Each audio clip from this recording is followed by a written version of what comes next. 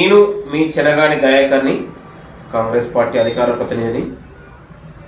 మొన్న సంధ్యా థియేటర్లో జరిగినటువంటి తొక్కిసలాటలో, పుష్ప 2 తొక్కిసలాటలో సినిమా చూద్దామని వచ్చినటువంటి నిరుపేదరాలు రేవతి కానీ వాళ్ళ కొడుకు కానీ అస్వస్థ గురై రేవతి మృతి చెందినటువంటి సంఘటనలో ప్రభుత్వం కూడా స్పందించి ఆ నిర్వాహకులపై కూడా కేసు పెట్టి ఆ కుటుంబానికి అండగా నిలిచినటువంటి పరిస్థితి.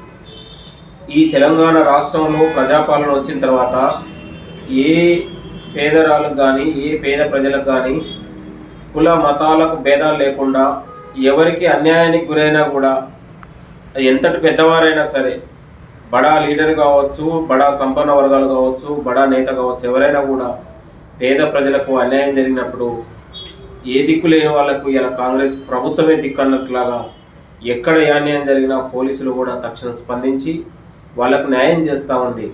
గత బీఆర్ఎస్ పాలనలో పేద ప్రజలకు అన్యాయం జరిగితే పట్టించుకోలే, కేవలం డబ్బున్న వాళ్లకు, ధనమున్న వాళ్లకు మాత్రమే దాసోహం చేసినటువంటి గత పాలకులకు ఇవాళ పేద ప్రజలకు అండగా, పేద ప్రజలకు ఏ అన్యాయం జరిగినా కూడా ప్రభుత్వం స్పందిస్తూ ఉంది, మంత్రులు స్పందిస్తూ ఉన్నారు, ముఖ్యమంత్రి గారు స్పందిస్తూ ఉన్నారు.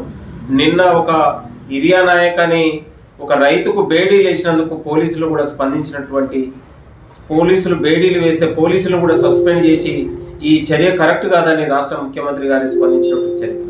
కాబట్టి ఇది ప్రజల ప్రభుత్వం, ఇది ప్రజాపాలన ప్రభుత్వం.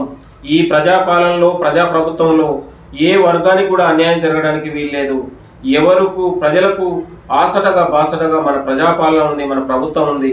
రైతులకు కానీ నిరుద్యోగులకు కానీ అనడానికి ఈరోజు సంకేతం అని కూడా కోరుతూ, ఈరోజు పుష్ప 2 అల్లు అర్జున్ అరెస్ట్ చేయడం అంటే ఇవాళ పోలీసులు తన చట్టపరంగా ముందుకెళ్తా ఉన్నారు తప్ప ఇది ఎక్కడ కూడా ప్రభుత్వానికి సంబంధం లేదు. ఇది పోలీసులు చేసిన పని. ఆ దుశ్చర్యకి ఎవరైతే తొక్కిసలాట కారకులైతే ఎవరైనారో పోలీసులు ఆలోచన చేసి ఎవరైతే నిఘా పెట్టి సీసీ కెమెరాలు ఆధారంగానే వాళ్ళు పోలీసులు తీసుకున్నటువంటి చర్యగానే మనం భావించాలి తప్ప ఇది ఎక్కడ కూడా ప్రభుత్వాన్ని కానీ, ప్రభుత్వం కక్ష సాధింపు కానీ ఎక్కడ కూడా అవసరం లేదు. ఈ రాష్ట్రంలో ఎవరికి అన్యాయానికి గురైనా ఈ ప్రజాపాలన నుండి ప్రజాప్రభుత్వం ఉండడానికి ఇది నిదర్శనంగా మనం భావించాలి. పోలీసులకు కూడా మేము పెద్ద ఎత్తున కూడా వాళ్ళకు కృతజ్ఞత, ధన్యవాదాలు తెలుపుతా ఉన్నాం. ఇలాంటి సంఘటనలు సమాజానికి విశ్వాసం కల్పిస్తూ ఉన్నాయి. సమాజానికి మరింత పోలీసుల పట్ల, ప్రభుత్వం పట్ల మరింత అభిమానం పెరుగుతాయని కూడా కోరుతున్నాం. థ్యాంక్ యూ, నమస్తే.